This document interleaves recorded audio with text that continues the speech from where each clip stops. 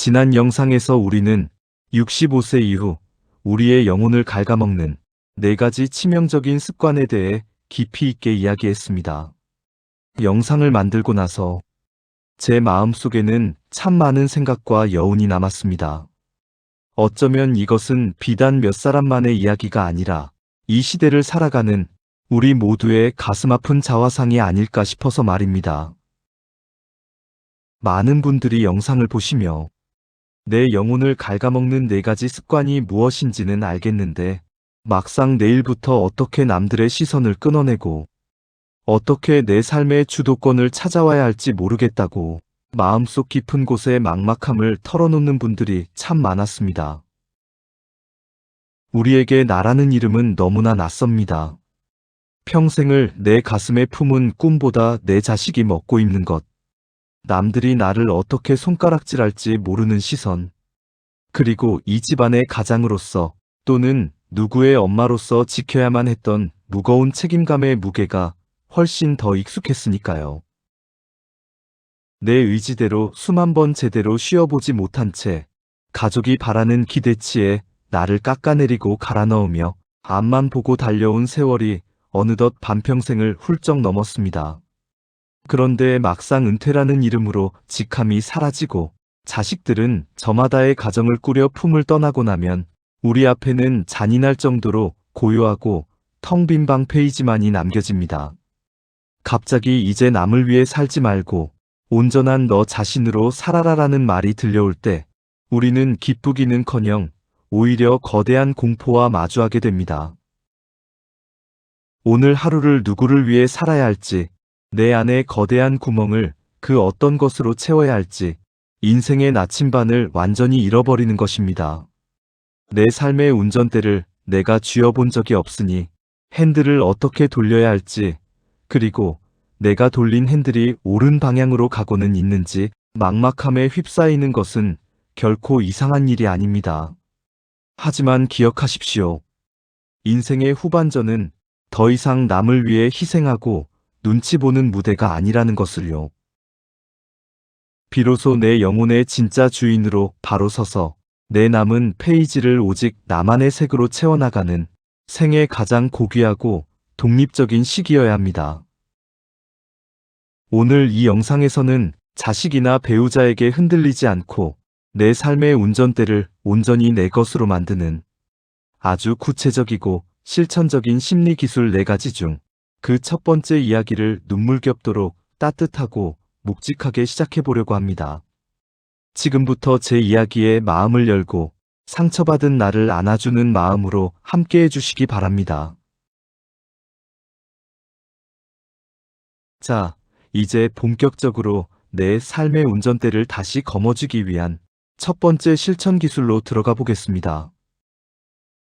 우리가 은퇴 이후에 가장 먼저 그리고 가장 시급하게 해야 할 일은 바로 내 삶의 지분을 온전히 회수하는 나만의 1시간 성역 만들기입니다. 생각해 보십시오. 우리는 은퇴라는 거대한 문을 통과해 집으로 돌아왔음에도 불구하고 여전히 세상의 소음에 묶여 살아갑니다. 스마트폰 알림 소리 하나 울리면 심장이 덜컥 내려앉고 자식의 사소한 투정이나 무심한 말투 하나에서조차 그날 하루의 기분이 시꺼멓게 물들어 버립니다. 배우자가 무심코 내뱉는 한숨소리, 툭툭 치는 말에도 가시처럼 찔려 발끈하거나 속을 끓이지요. 마치 내 삶의 리모컨을 다른 사람이 쥐고 있는 것처럼 그들의 기분과 그들의 요구에 따라 내 하루의 행복과 불행이 사정없이 롤러코스터를 탑니다. 평생을 남을 위해 가족의 기분과 요구에 나를 맞추며 살아왔는데 정작 은퇴를 한 이 소중한 내 인생의 후반전에도 내 마음의 진짜 주인은 여전히 내가 아닌 셈입니다. 이 참혹한 종속의 고리를 끊어내지 못하면 우리는 죽을 때까지 타인의 감정 쓰레기통을 자처하며 살아가게 됩니다. 그렇기 때문에 내 삶의 주도권을 되찾고 싶다면 가장 먼저 해야 할 절박하고도 구체적인 행동이 있습니다.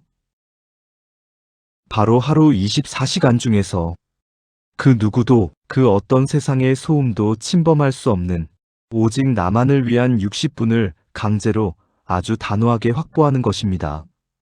이 시간만큼은 뉴스를 보며 세상이 어떻게 돌아가는지 걱정을 떠안거나 결혼한 자식이 오늘 또 어떤 문제를 일으키지 않았을까 전전긍긍 염려하는데 절대 쓰지 않습니다. 오직 스마트폰을 아예 눈에 닿지 않는 곳에 멀리 두고 조용히 동네 한 바퀴를 천천히 산책하거나 따뜻한 차 한 잔의 온기를 온전히 음미하거나 내가 좋아하는 음악을 들으며 내 숨소리에만 온전히 집중하는 것입니다. 사실 나의 호흡 하나에만 온전히 집중하는 이 단순한 행위는 오랜 세월 동안 동서양을 막론하고 마음의 평정을 찾고 진짜 자기 자신으로 돌아가는 가장 강력하고 검증된 방법으로 널리 알려져 있습니다.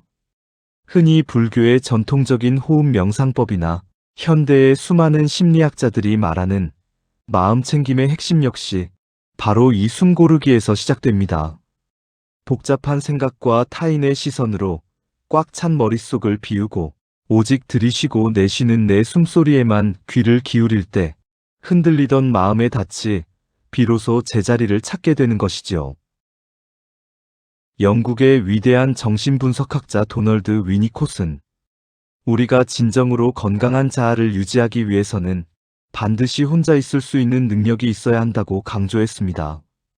타인의 요구를 기꺼이 차단하고 온전히 혼자가 되어 내면의 깊은 소리에 귀를 기울이는 그 한 시간의 고요함이 바깥 세상의 차가운 풍파 속에서 나를 지켜주는 가장 단단하고 거대한 성벽이 되어줄 것입니다. 하지만 막상 스마트폰을 멀리하고 오직 나만을 위한 그 한 시간의 고요함 속에 홀로 남겨지면 우리는 곧바로 묘한 불편함과 마주하게 됩니다. 내가 이럴 시간에 집안일이라도 더 해야 할 텐데 자식한테 전화 한 번 더 해봐야지 하는 오래된 죄책감이 불쑥 고개를 치켜들 것입니다. 그럴 때마다 단호하게 스스로에게 이렇게 말씀해 주십시오. 평생을 남을 위해 살았으니 이제 하루 딱 한 시간쯤은 온전히 나를 위해 살아도 아무도 나를 탓할 수 없다라고 말이죠. 타인의 간섭과 요구로부터 나를 격리시키는 그 방어벽이 결과적으로는 나를 살리고 내 남은 인생을 지켜주는 유일한 구원의 방패가 됩니다. 오늘부터 당장 당신의 고단한 하루에 단 1시간짜리 나만의 성역을 기꺼이 허락해 주십시오. 자, 이제 내 삶의 주도권을 찾아오는 두 번째 실천 기술로 넘어가 보겠습니다. 우리가 은퇴 이후에도 여전히 마음의 평화를 얻지 못하고 불안과 공허함에 시달리는 결정적인 이유는 여전히 머릿속을 짓누르고 있는 효율성과 평가의 잣대 때문입니다. 우리는 평생토록 이게 남들에게 어떻게 보일까? 이 일이 내 남은 인생에 경제적으로 도움이 되거나 남보기에 떳떳한가라는 엄격하고 차가운 생산성의 굴레 속에서 살아왔습니다. 모든 행동에는 반드시 뚜렷한 목적이 있어야 했고 시간을 허투루 쓰거나 남들이 보기에 쓸데없는 짓을 하면 큰일 나는 줄 알며 스스로를 매섭게 채찍질하며 살았지요. 집안을 일으키기 위해, 자식을 훌륭하게 키워내기 위해 내 안에서 피어오르는 순수한 재미나 취미 같은 감정들은 배부른 소리나 사치라고 여기며 가슴 깊은 곳에 꾹꾹 묻어두고 살았습니다. 하지만 여러분, 명심하십시오. 은퇴 이후의 삶은 더 이상 누구에게 실적을 증명해야 하고 세상의 기준에 발맞추어 검증받아야 하는 고달픈 무대가 아닙니다. 이제는 남들이 보기에 쓸데없어 보이고 통장에 돈 한 푼 보탬이 되지 않더라도 오직 내가 좋아서 미칠 수 있는 일을 반드시 내 삶에 들여놓아야 합니다. 이것을 심리학에서는 무쓸모의 즐거움이라고 부릅니다. 어디 내놓고 자랑할 수도 없고 누군가에게 인정받을 수도 없지만 오직 그 행위 자체로 내 영혼이 숨을 쉬는 소중한 놀이말입니다. 결과물이 번듯하게 남지 않아도 전혀 상관없습니다.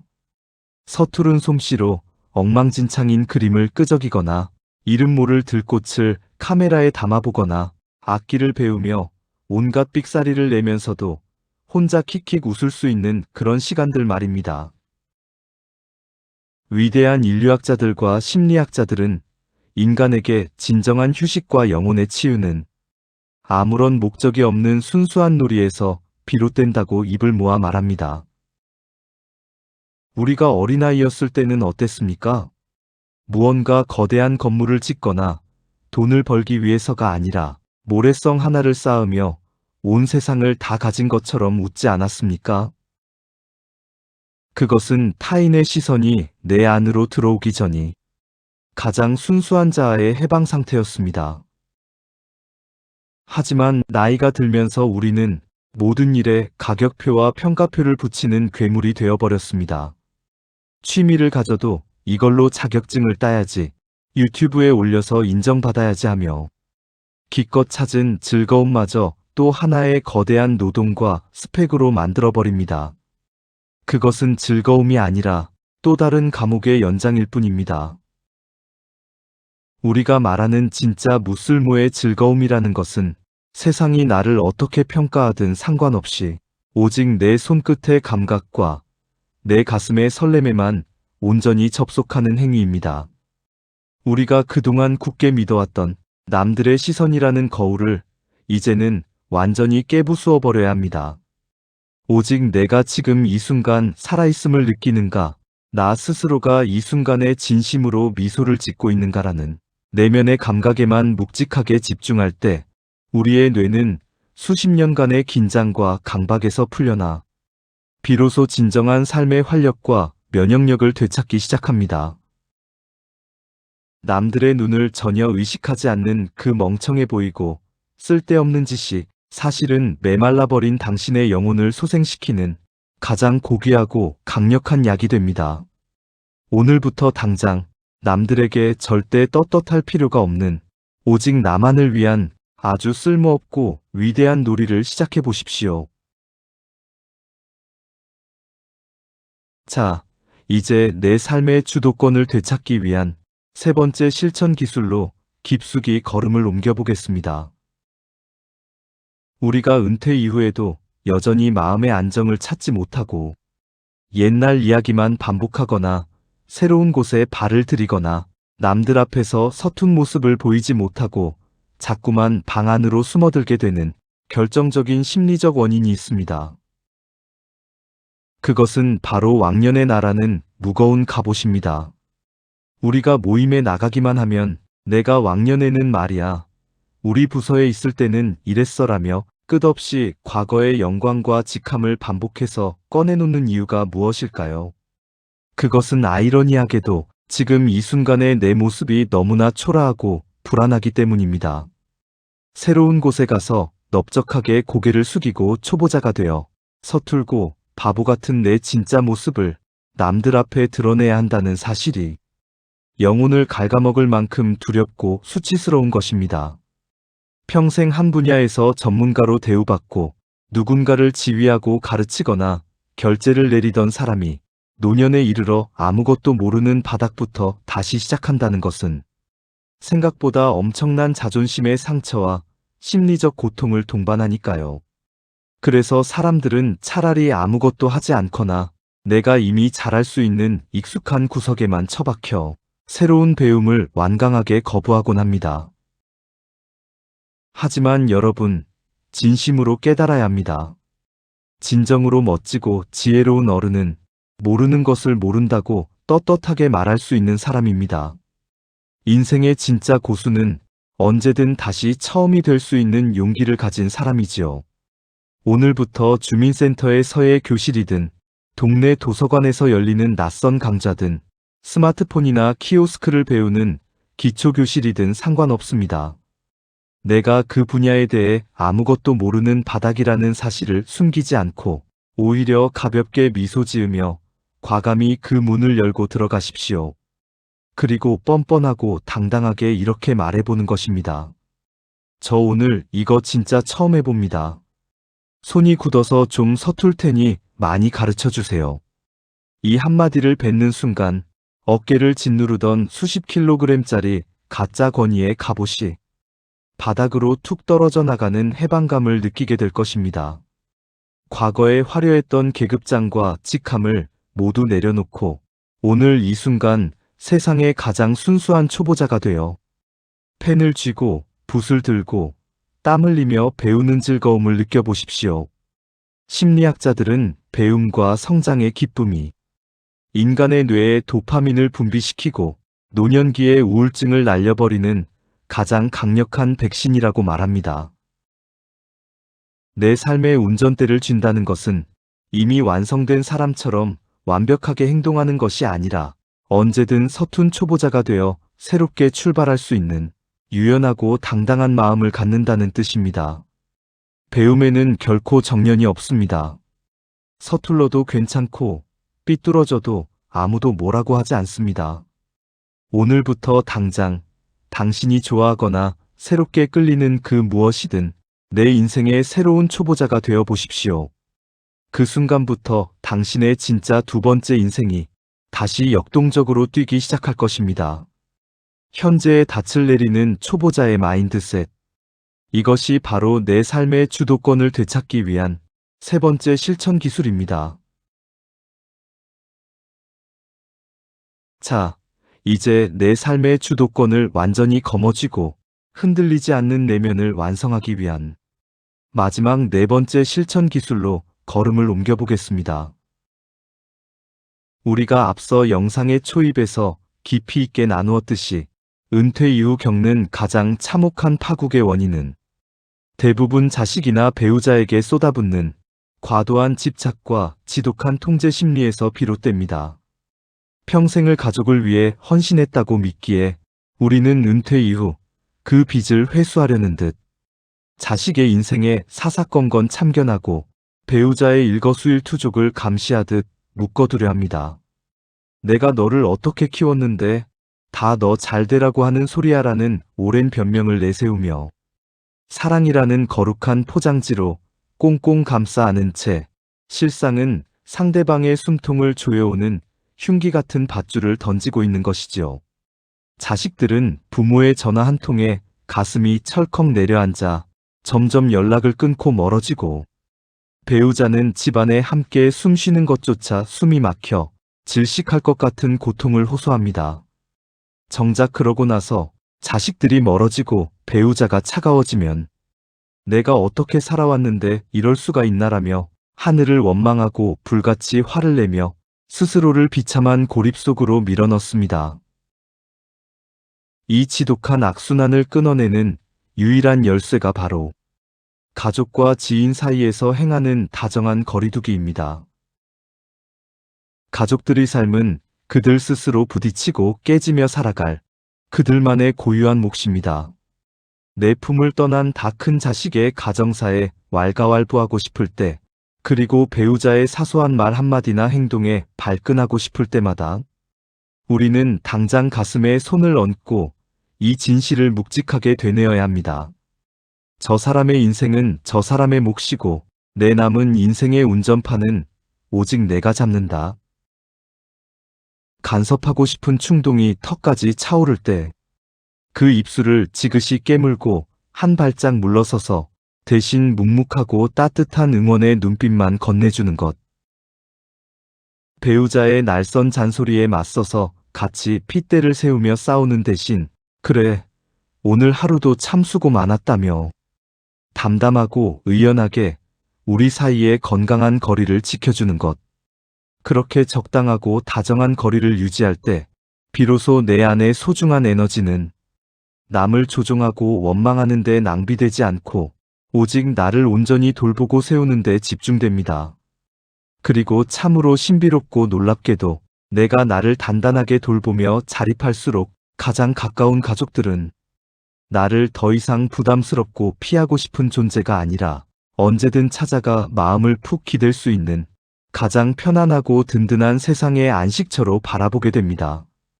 이렇듯 대등한 관계를 만드는 다정한 거리두기가 내 삶의 주도권을 되찾기 위한 네 번째 실천 기술입니다. 자, 이제 오늘 나누었던 이 길고도 깊은 이야기를 우리 마음의 가장 따뜻한 곳에 조용히 갈무리하며 마지막 클로징의 문을 열어보려 합니다. 오늘 우리는 자식이나 배우자에게 의존하거나 흔들리지 않고 내 삶의 운전대를 온전히 거머쥐는 4가지 구체적인 심리 기술을 함께 나누어 보았습니다. 그 첫 번째는 스마트폰의 알림과 세상의 온갖 소음을 끊어내고 하루 중 오직 나만을 위해 존재하는 1시간의 성역을 만들어 내면의 지분을 묵묵히 회수하는 것이었습니다. 두 번째는 다른 사람들의 평가와 효율성이라는 잣대를 산산조각 내버리고 오직 내가 좋아서 미칠 수 있는 일에 빠져드는 무쓸모의 즐거움을 내 삶에 과감히 들여놓는 것이었지요. 세 번째는 과거에 화려했던 직함과 계급장이라는 무거운 갑옷을 시원하게 벗어던지고 오늘 이 순간 세상의 가장 순수한 초보자가 되어 새롭게 배우고 성장하는 짜릿한 용기를 품는 것이었습니다. 그리고 마지막 4번째는 타인을 내 뜻대로 통제하려는 흉기 같은 집착의 밧줄을 끊어내고 가족과 지인들 사이에서 가장 따뜻하고 대등한 다정한 거리두기를 실천하는 것이었습니다. 이 모든 기술의 핵심은 결국 단 하나입니다. 그것은 바로 타인의 시선이라는 거대한 지옥에서 완전히 벗어나 오직 온전한 나 자신으로 바로 서는 것입니다. 우리는 평생을 남을 위해, 가족의 기대에 부응하기 위해, 그리고 사회가 정해놓은 궤도를 이탈하지 않기 위해 나를 깎아내리고 갈아넣으며 눈물겹게 달려왔습니다. 내 가슴에 진짜 무엇이 피고 지는지 돌아볼 겨를도 없이 앞만 보고 달리는 것이 가장 훌륭한 삶이라고 세뇌당하며 살아왔지요. 하지만 여러분, 은퇴라는 이 시점은 인생의 내리막길도 모든 것이 끝난 종착역도 결코 아닙니다. 타인의 평가라는 무거운 짐을 드디어 내려놓고 내 안의 모든 파편들을 하나로 모아 내 생의 가장 진정한 자아를 완성해 나가는 가장 고귀하고 성스러운 시간입니다. 매일 아침 거울을 바라보며 지나온 세월 동안 고생했다고, 정말 애썼다고, 당신의 두 손을 꼭 잡고 다정하게 토닥여 주십시오. 오늘 하루 오직 나를 위해 무엇을 해줄 수 있을지 스스로에게 애정 어린 질문을 던져보십시오.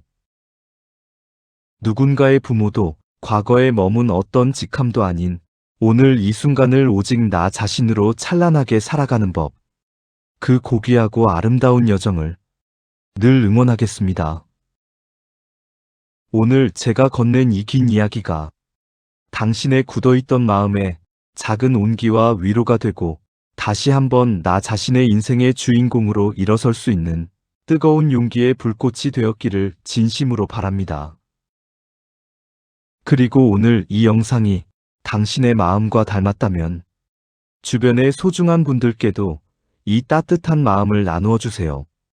우리는 각기 저마다의 삶을 살아가고 있지만 저 높은 곳에서는 하나로 만나니까요.